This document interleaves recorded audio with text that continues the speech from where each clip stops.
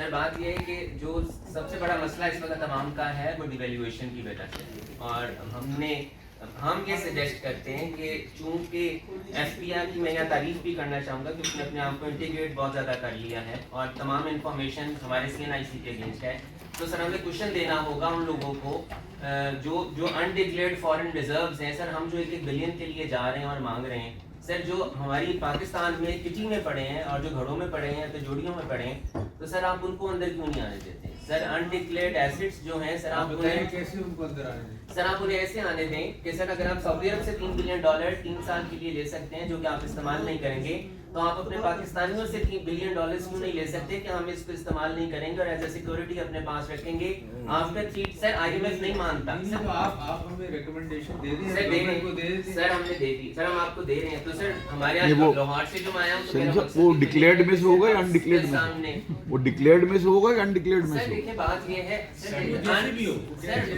Sir देखिए बात नहीं, आप एमनेस्टी की बात कर रहे हैं सर आप उसको डिक्लेरेशन कह लें। सर देखिए सब point we are here to discuss the issue. ठीक बात।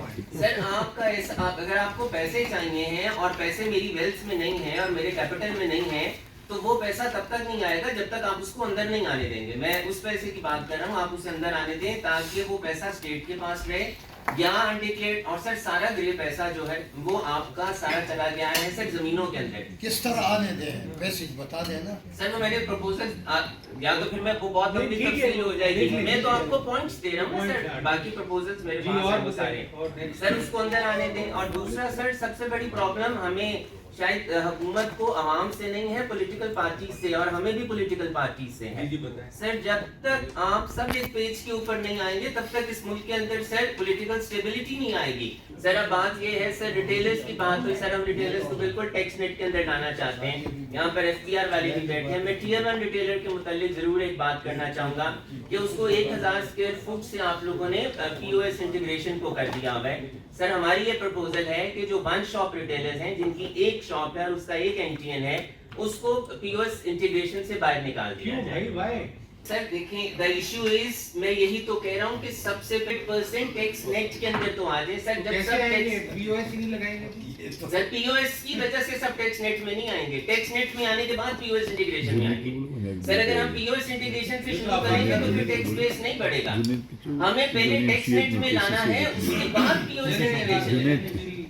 It is the point. Sir दूसरा पॉइंट ये हम ये कहते हैं कि कोई टैक्स नेट के अंदर क्यों आएगा जब तमाम ऑडिट्स, पेनल्टीज, विदहोल्डिंग्स, तमाम स्टेटमेंट्स, इंक्वायरीज उस शख्स के लिए हैं जो टैक्स नेट के अंदर है, और ऐसा शख्स जो टैक्स नेट के अंदर नहीं है तो सर वो टैक्स नेट के अंदर क्यों आएगा?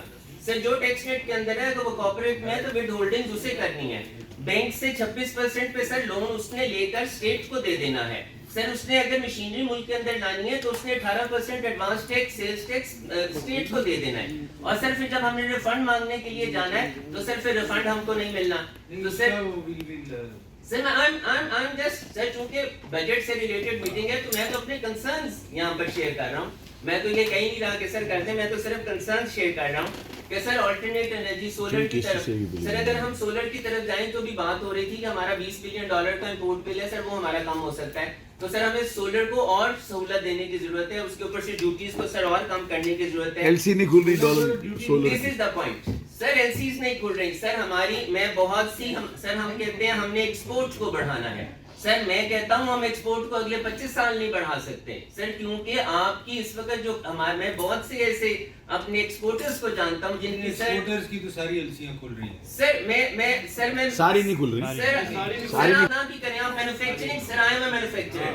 सर मैं इस मुल्क में अंदर वो चीज बनाता हूं जो स्मगलिंग होती है, सर मैं वो बनाता हूं जो अंडर इनवॉइस होती है सर, लेकिन मेरी एलसी नहीं खुलती, मुझे बैंक के पास जाना चाहता है इसको। और वो चीजें, एक और बात भी ऐड करना चाहूंगा कि कस्टम ड्यूटीज उन प्रोडक्ट्स के ऊपर हैं जो इस मुल्क के अंदर नहीं बनती। चलिए वो तो आप देना हमें, वो तो बजट में हम टेक अप सर वो ये सारी बातें हम आपको देंगे। सर दूसरा एक और प्रपोजल, जिस तरह पिछले बजट में ये आया था कि जो 4 साल में इनकम टैक्स का एक ऑडिट होगा, हमारी रिक्वेस्ट है कि इसी तरह उसको सेल्स टैक्स में भी लाया जाए कि सेल्स टैक्स का भी 4 साल में एक दफा ऑडिट होगा ताकि लोग डॉक्यूमेंटेशन की तरफ आए। और सर हम हर तरह से हम, और सर आपने रिटेलर को आप ये कहते हैं कि आपको अपने आप को सेल्स टैक्स में रजिस्टर कराने की जरूरत नहीं है।